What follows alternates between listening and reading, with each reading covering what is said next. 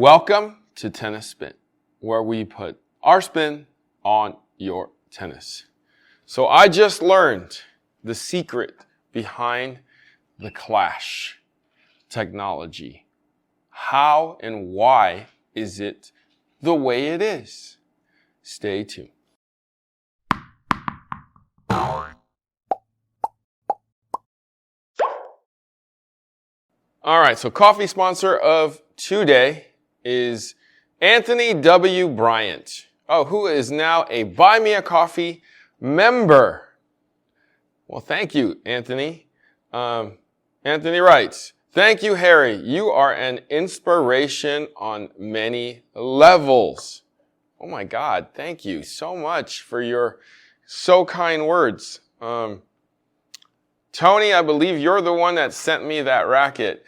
And I'm still working on that racket, and it's actually a fun project and a fun experiment. Very, very rare racket.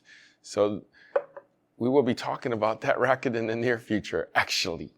But thank you for becoming a member. Thank you for my coffee. If you want to be a member of my Buy Me a Coffee club, you can do so too at buymeacoffee.com/tennis spin. We'll be having some special things for the members this year. Just wait and see. Special prizes, special advance things for just members only. So thank you for becoming a member, Tony. We will be in contact very shortly. All right. So if you want to support the channel, super thanks is the way. Click on the link below and you can hook the channel up with as much or as little as you like. All right, so the Wilson team came in here, my girl Macy and her boss Jason, and we talked about the new shift a little bit. And so the shift racket, from what they told me, is a combination of a Clash and a normal stiff racket. I was like, well, how is that possible?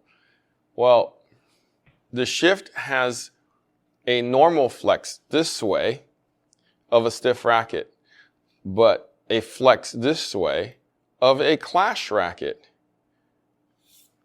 So in my mind, I'm thinking, okay, I understand that a racket flexes this way because rackets come through this way. So I was thinking, what does it matter how it comes through this way? The up and down, like the side motion like this. So they explained it to me that a stroke is not just straight back and straight through. It actually either comes up, goes down on a slice, comes around on a side or a kick serve. So they do measure the flex of it this way too, to basically either stiffen or soften the racket on this type of a level, not just this type of a level. In my mind, that was like a light bulb moment. I was like, I actually never thought of that.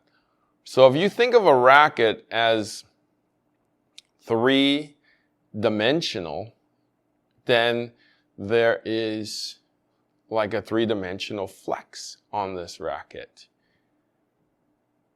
Right? Never thought of it that way before, have you? So what they did with the Clash is that they made it the most flexible this way, right? This way, and this way put together. That's why it has such a unique plush feeling. So when you hit it, it's super soft.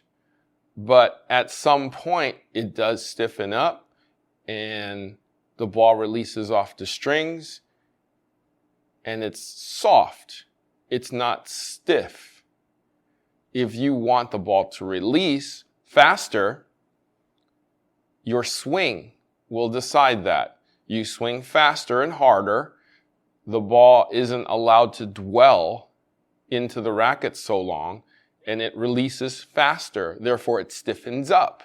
If you swing slow, you'll allow for that ball to dwell into the racket and the strings a little longer for more feel. So if you make a soft racket and make it flex both ways, you feel the plushness of the flex of the racket. No other racket in history has ever done that before. That's why this racket is so different, is so unique compared to everything else out there right now. Because when people ask me, what's the difference between Clash and everything else?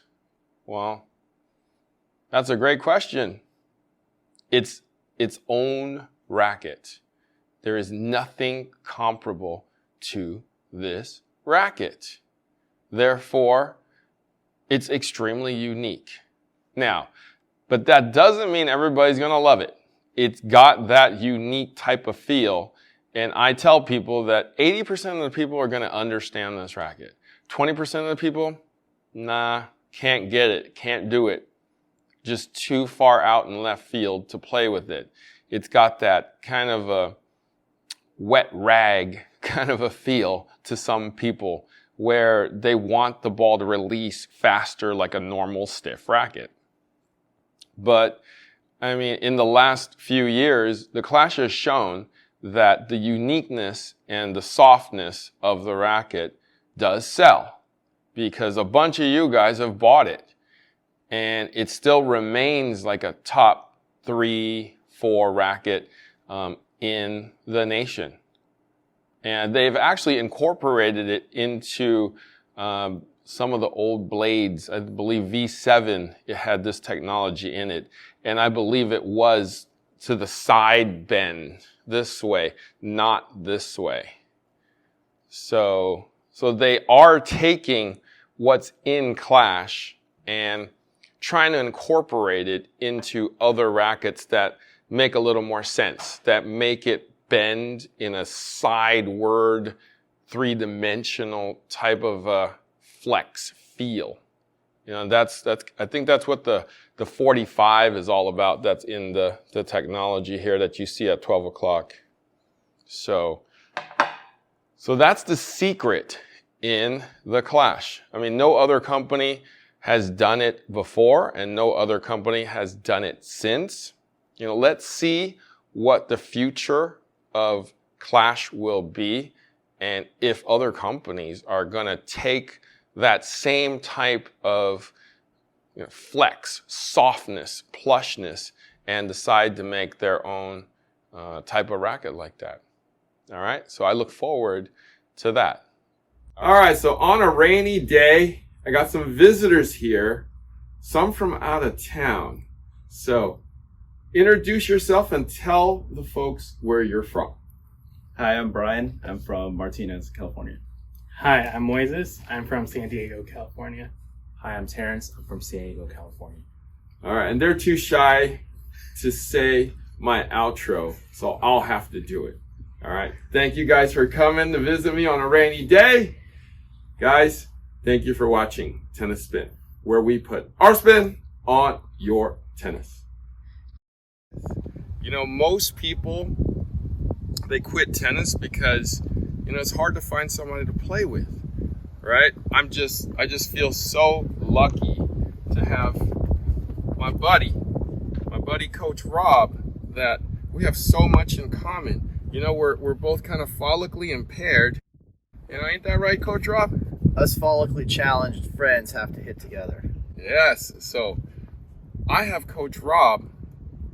If you guys need a friend and you're follically impaired or are a bearded one and looking for your bearded mate, right? Check out Player Court.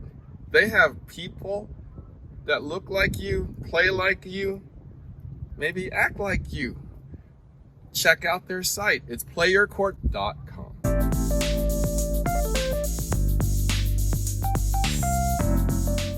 Your tennis buddy can teach you how to twirl. Hopefully You'll get better it than that. someday. Hopefully better than that. We'll have to keep practicing, Eric.